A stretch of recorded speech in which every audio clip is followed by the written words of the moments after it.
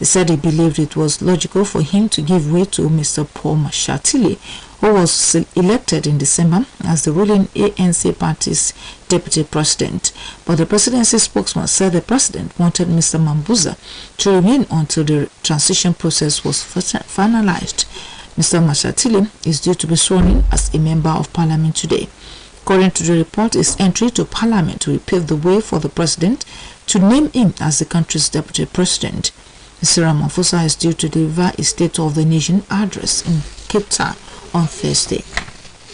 Former Cypriot Foreign Minister Mr. Nikos Christodoulis took the lead in Cyprus presidential election and will face off with Mr. Andres Mavroyiannis, who came second in a roundoff on February 12. Mr. Christodoulis, who ran as an independent candidate, 32.04% of the votes, while Mr. Mavroyiannis also ran as an independent and supported by the left-wing Kake Party, garnered 26.61% of the vote. Chief Returning Officer Costa Tony announced after the counting of all votes, 14 candidates participated in the election, but none of them won an absolute majority. Protocol analysts said that the two presidential hopefuls will start wooing dicey voters for their support ahead of the run of votes. This is the World Afternoon coming to you from Osun State Broadcasting Corporation, Voice of the West, Nigeria. Now, our news message. Keep smiling because life is a beautiful thing and there's so much to smile about. No fewer than 200 people dead as a 7.8 magnitude earthquake hit Turkey and Syria early today, sending tremors that were felt in Israel, Cyprus, Lebanon, and Egypt. Emergency service officials in Turkey said the death toll threatens to climb substantially higher because the nighttime disaster had flattened dozens of apartment blocks across major cities. The Syrian Health Ministry said people had died in the provinces of Aleppo, Latakia, Hama, and Tartus. There are fears the death toll will rise sharply in the coming hours. Reporters said that many buildings have collapsed and rescue teams have been deployed to search for survivors under huge piles of rubble. Turkish Interior Minister Süleyman Soylu said 10 cities were affected by the earthquake.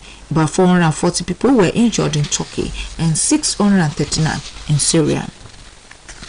The body of Pakistan's exiled former military ruler, Mr. Pervez Musharraf, who became a key U.S. ally during the war on terror, is expected to be repatriated today. Information has it that Mr. Musharraf, who fled Pakistan in 2016 for medical treatment after a travel ban was lifted, and died yesterday in Dubai after a long illness. Senior officials who asked not to be named said his body will be repatriated today, with a burial expected later in the day. The 79-year-old Mr. Musharraf seized power in 1999 Burles coup and was acting simultaneously as Pakistan's army chief executive, and president when the 9/11 attacks on the United States took place. The general twice suspended the constitution and was accused of rigging a referendum, shoring up his power, as well as rampant right abuses, including rounding up opponents during his nearly 9-year rule. Mr. Musharraf became Washington's chief regional ally during the invasion of neighboring Afghanistan, a decision which put him in the crosshairs of extremist militants who made several attempts on his life. But it also earned Pakistan a huge influx of foreign and which boosted the economy.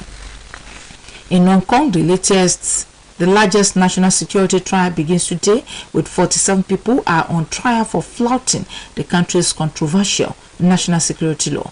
They include some of the city's most prominent pro-democracy figures, such as activist Joshua Wong and Benite. Information has it that they were being accused of subversion for holding an official primary election. Most of them have been detained for the past 2 years on national security grounds. Critics say the national security law is used as a tool to crush dissent, but Chinese and Hong Kong authorities maintained that it is needed took up unrest. And here again are the highlights of the world at noon. Nigerian government has expressed its commitment to continue to improve the diversification of the economy by steadily growing other sectors, particularly the commodities trading ecosystem.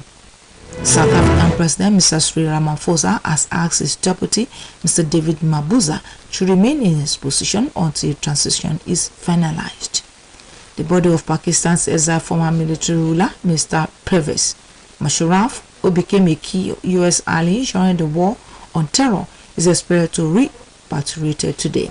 In Hong Kong, the largest national security trial begins today, with 47 people are on trial for flouting the country's controversial national security law. That was the world at noon, edited by Olushola Egbodofo. Today's news to focus is the havoc of the redesigned currency by the federal government, which unscrupulous politicians have hijacked to stockpile money to buy voters in the election holding in a few weeks' time. The piece is written by Adeboye Popola.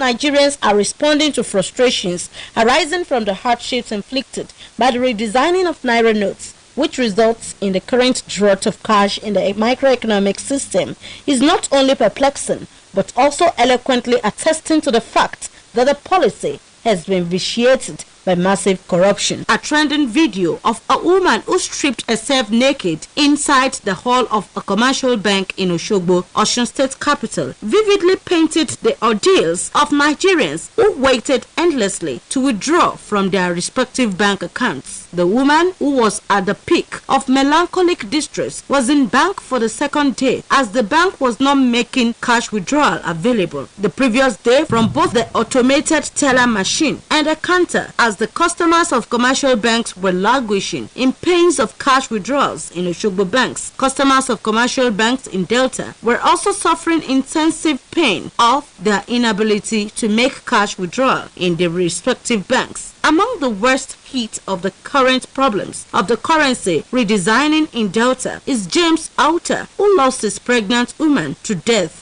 because he didn't have cash to make deposit in a hospital where he brought his wife on child labor. Report indicates that since the initial deadline for old notes, the outlets for cash withdrawals, the POS, have been exploiting people with outrageous charges ranging between 100 and 200 naira. The untoward attitude of POS operators who allegedly connive with some unscrupulous bankers who supplied them the new naira notes they sell to people aggravated the currency redesigning crisis. Investigation revealed that some commercial banks that have not been dispensing the new notes to customers are trading the currency for huge charges to politicians who are voracious of getting the new naira notes at whatever cost. This perhaps has been largely responsible for drought of new currency in some commercial banks and eventually the hardship emanating from redesigning of currency in the country. Nigerians who legitimately desire cash for domestic and other urgent needs have been so provoked to be morbidly apprehensive. For instance, the city of Ibadan was in turmoil last Friday when the agonizing situation stemming from the greed of some Nigerian bankers instigated the anarchists in Nigerians, who resulted to wide demonstration of anger which brought the quiet Yoruba Republican city into terrifying horrors. It is apposite to note that the main reason for currency redesigning at this material time is to drain the money back politicians of cash in order to prohibit vote buying in the general election holding in few weeks' time. But it seems that such politicians have outwitted the government's plan, as the bulk of the new naira notes are now domiciled in private votes of political leviathan. This is due to duplicitous of bank managers who compromised their sacred position of trustee of Nigerians' reserves. It is crystal clear now that some politicians whose political imagery looms large in looting the public treasuries have gained financial strength to manipulate the gluttons who are ready to mortgage their future at the poll. This makes it important for the federal government to intensify efforts at dislodging the miscreants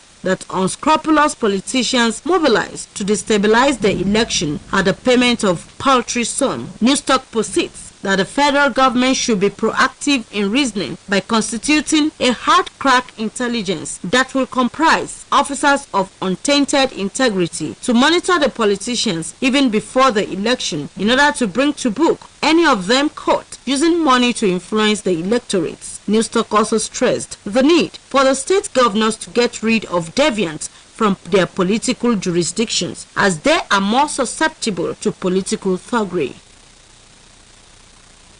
That Newstalk by Adeboye Wopola called on the federal authorities to focus more on each of the politicians challenging for political offices in the election holding in less than 3 weeks' time to prevent the contenders from using their ill-gotten wealth to influence the election. The piece was read by Temitope Olaiwola. For more ebaros, can visit www.osbcng.org.